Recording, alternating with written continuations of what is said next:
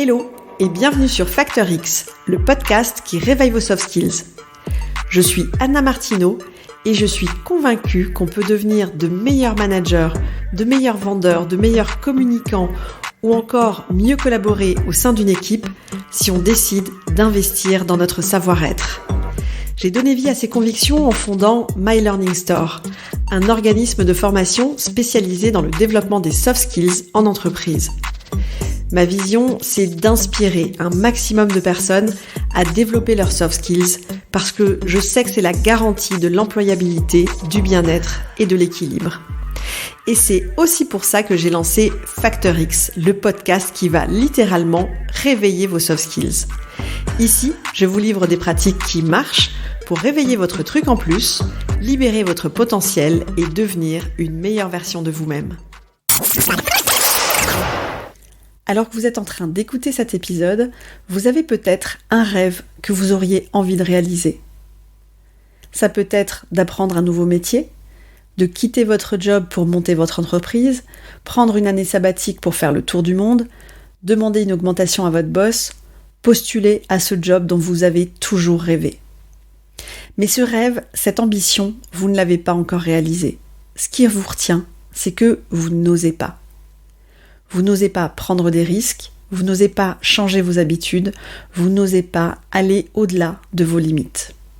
Vous savez très bien que pour réaliser ce rêve et accomplir vos ambitions, vous devez faire preuve d'audace, d'une certaine dose de courage.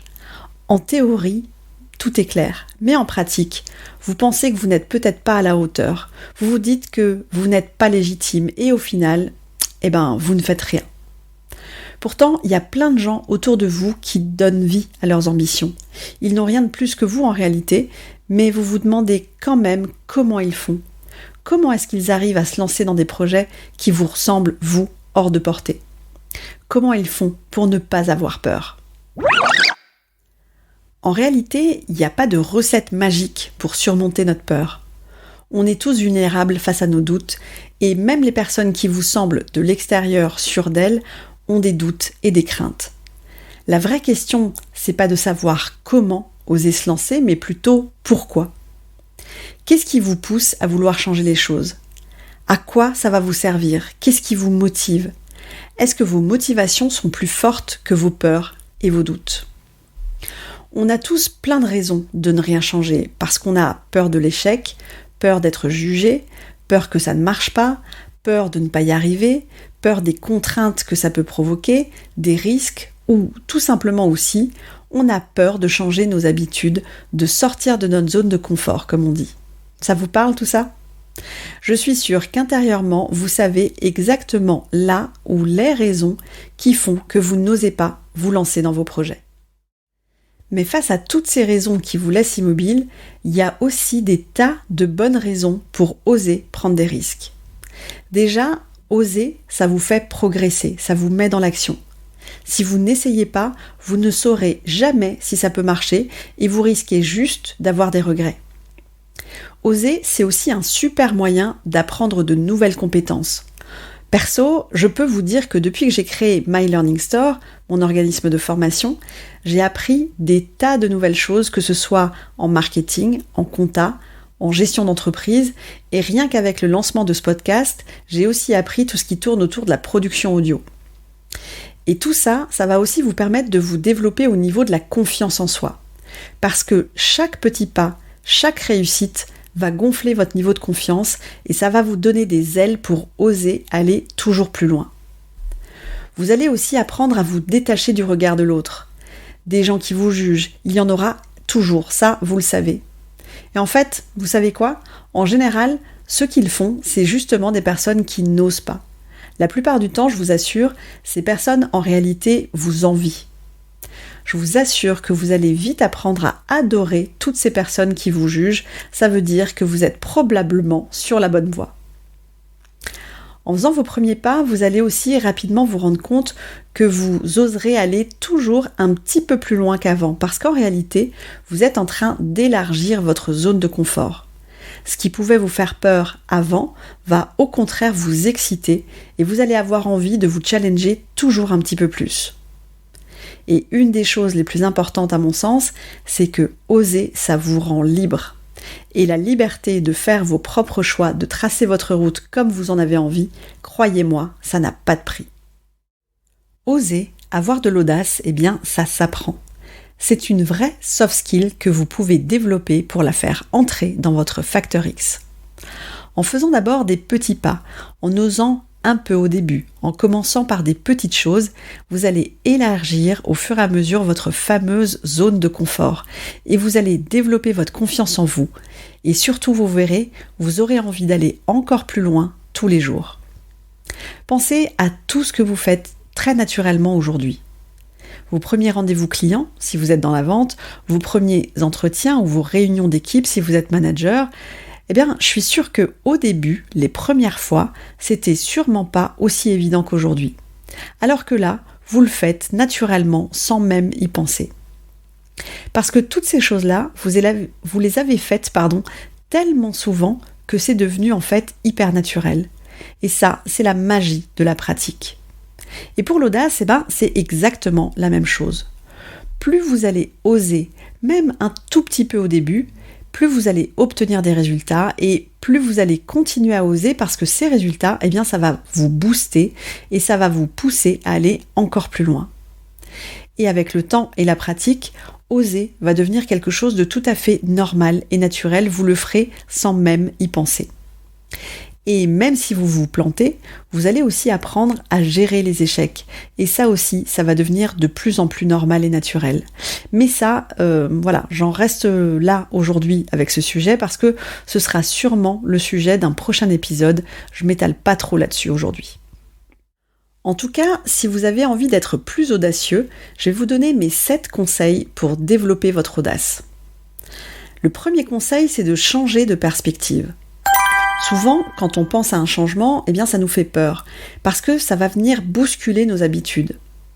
Alors qu'en réalité, tous les changements sont une source d'opportunités. Il ne tient qu'à nous de les saisir. En ce qui me concerne, j'ai vécu un gros choc en décembre 2020 quand je me suis fait virer du jour au lendemain de la boîte où j'étais pourtant associée. Peut-être que certains d'entre vous qui m'écoutez, ça vous est aussi arrivé, ce genre de choses. Ces situations, évidemment, on les souhaite à personne, c'est hyper dur à vivre, on a peur du lendemain et on se sent complètement perdu. Mais je vous assure qu'avec le recul, je sais aujourd'hui que je n'aurais peut-être pas osé créer ce qu'est My Learning Store aujourd'hui, ni lancer ce podcast si je n'avais pas été licenciée à ce moment-là. Me faire virer a été en réalité l'opportunité que j'attendais pour oser réaliser mon rêve. Et si je l'ai fait, je vous assure, vous pouvez le faire aussi. Mon deuxième conseil, c'est de développer une mentalité optimiste. Avoir une vision optimiste, c'est essentiel pour développer votre audace et pour oser faire les choses. Au lieu de considérer les défis comme des obstacles insurmontables, l'attitude positive, ça va vous permettre de voir les opportunités dans chaque situation, de comprendre quelle porte ouvrir, vers quelle direction aller. L'optimisme, pour moi, c'est de la nourriture pour votre audace. Et pour savoir comment développer votre optimisme, je vous renvoie vers les épisodes 5 et 6 de ce podcast. Si vous ne les avez pas encore écoutés, ou pour les réécouter, je vais vous remettre les liens dans les notes de l'épisode. Le troisième conseil, c'est d'accepter l'échec comme une source d'apprentissage. Oser, c'est faire de nouvelles choses. Et on va pas se mentir, vous n'allez peut-être pas tout réussir du premier coup. Probablement pas, même. Et c'est tant mieux parce que vos échecs, si vous savez les analyser, vont vous permettre d'apprendre sur les process à améliorer, sur votre façon de communiquer, d'apprendre aussi sur vous-même. Et en tirant les leçons de vos erreurs, vous saurez rebondir et continuer d'avancer. L'échec, c'est une formidable ressource qui nous donne l'occasion de continuer à apprendre et à grandir pour nous améliorer. Mon quatrième conseil, ça va être de vous fixer une vision audacieuse. Pour développer votre audace, vous devez avoir une vraie vision, de grands objectifs. Et quand je dis grand, évidemment, il faut aussi qu'ils soient en même temps réalistes. Par exemple, quand j'ai créé My Learning Store, je ne me suis quand même pas fixé l'objectif de devenir le leader mondial de la formation. Non, parce que pour ça, il aurait fallu que j'anime mes formations essentiellement en anglais, et c'est pas le cas, je n'ai que 4 ou 5 formateurs qui animent nos formations en anglais. Donc, si je suis franco-française en animation de formation, je peux difficilement devenir le leader mondial. Non mais blague à part, vos objectifs doivent être suffisamment ambitieux pour vous faire rêver et vous donner l'énergie de les atteindre. Et pour savoir si un objectif est suffisamment stimulant, il faut qu'il vous fasse sortir de votre zone de confort. Donc vous voyez, c'est pas non plus un truc de dingue en réalité. Il faut en fait qu'il soit suffisamment motivant pour vous pousser à prendre des risques calculés et explorer de nouvelles possibilités. Le 5e conseil, c'est d'y aller petit à petit. Appliquez en fait la technique des petits pas. Se fixer un objectif ambitieux, c'est bien, mais essayer de le réaliser tout de suite, ça peut vous faire baisser les bras parce que c'est trop dur.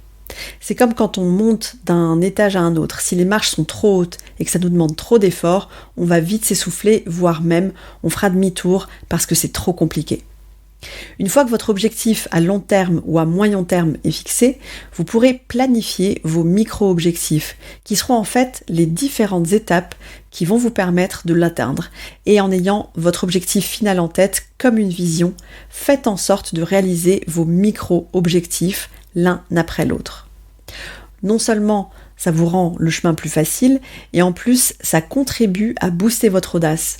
Plus vous allez réussir à passer les petites étapes, plus vous allez être fier de vous et plus vous aurez envie d'atteindre l'étape suivante. Mon 6e conseil, ça va être de célébrer régulièrement vos succès. On ne le fait jamais assez, je trouve, et c'est tellement important de fêter nos réussites. Alors ça ne veut pas forcément dire qu'il faut sortir une bouteille de champagne à chaque fois, évidemment, quoique, mais sérieusement, célébrer vos réussites, eh bien ça contribue aussi au cercle vertueux de la confiance en soi. La base, c'est de savoir s'auto-féliciter.